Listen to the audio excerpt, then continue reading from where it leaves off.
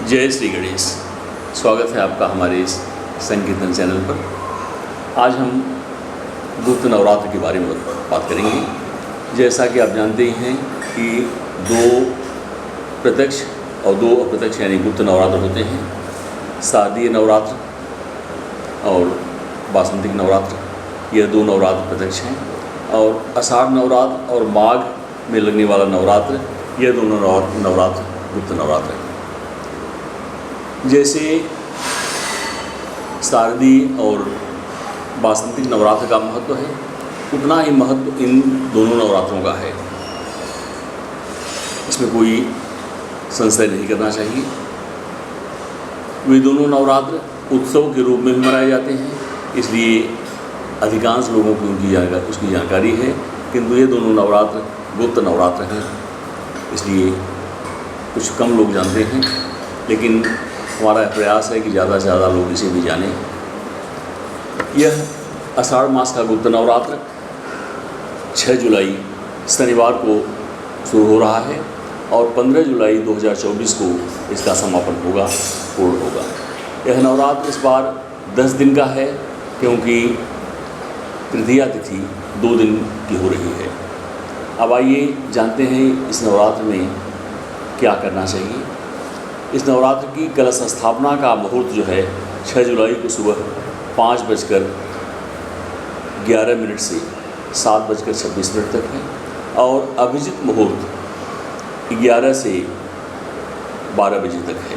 इस दौरान आप अपनी सुविधा के अनुसार कलश स्थापना कर सकते हैं।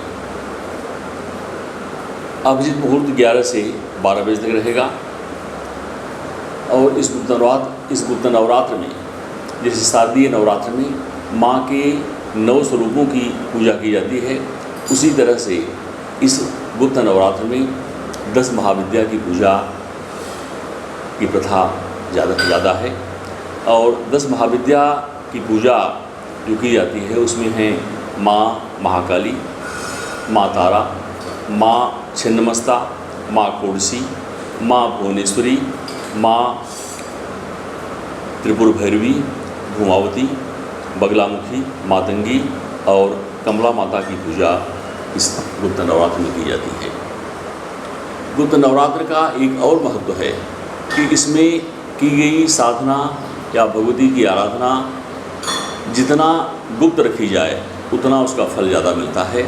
और हकीकत तो यह है कि इसमें की गई साधना को पूर्णतः गुप्त रखना चाहिए और गुप्त रखने पर इस नवरात्र की पूजा का फल अवश्य मिलेगा।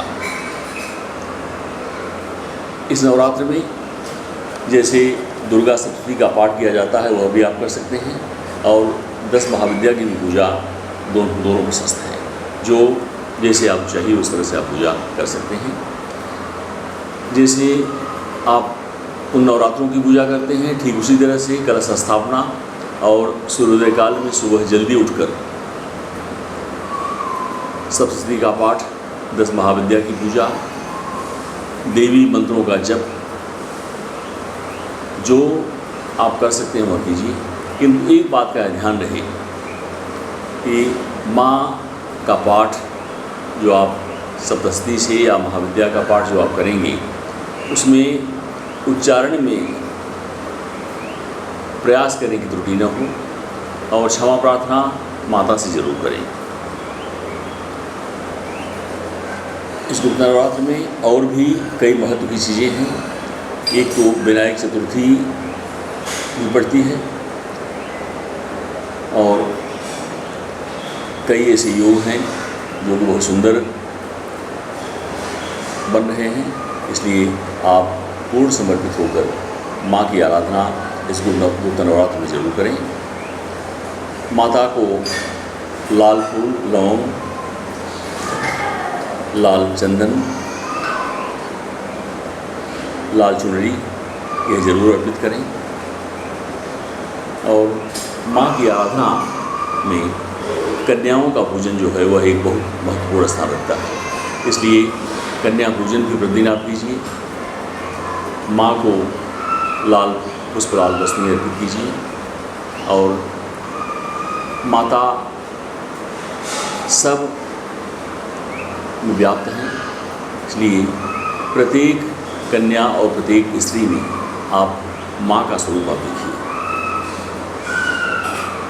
इस गुप्त नवरात्र के दरमियान बाल बनाना, नाखून काटना, यह सब वर्जित माना जाता है, यह सब नहीं करना चाहिए। माँ दुर्गा को दुर्वा, तुलसी दल,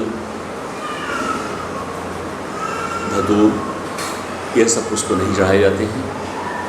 लाल फूल, पीले फूल माँ को प्रिय हैं, उन्हें चढ़ाना चाहिए। लवंग, केसर, तरह तरह के नैवेद्य माँ को अर्पित कीजिए और माँ के सामने नतमस्तक होकर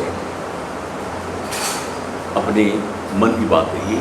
और माँ तो इतनी उदार हैं कि देवी भागवत में कहा गया है कि यदि भक्त, हम सब उनके पुत्र हैं, यदि हाथ जोड़कर साष्टांग प्रणाम करके हम अगर भोने से माम पाहि करते हैं तो माँ कृपा ही नहीं करती बल्कि वे भक्तों के ऋणी हो जाती हैं। ऐसी उदार है हमारी माता। मन में छल कपट दूर रखकर हम उनके शरण में आएं, यही उनकी सबसे बड़ी पूजा है। जय माँ विंध्यवासिनी, जय माँ विंध्यवासिनी, जय माँ विंध्यवासिनी।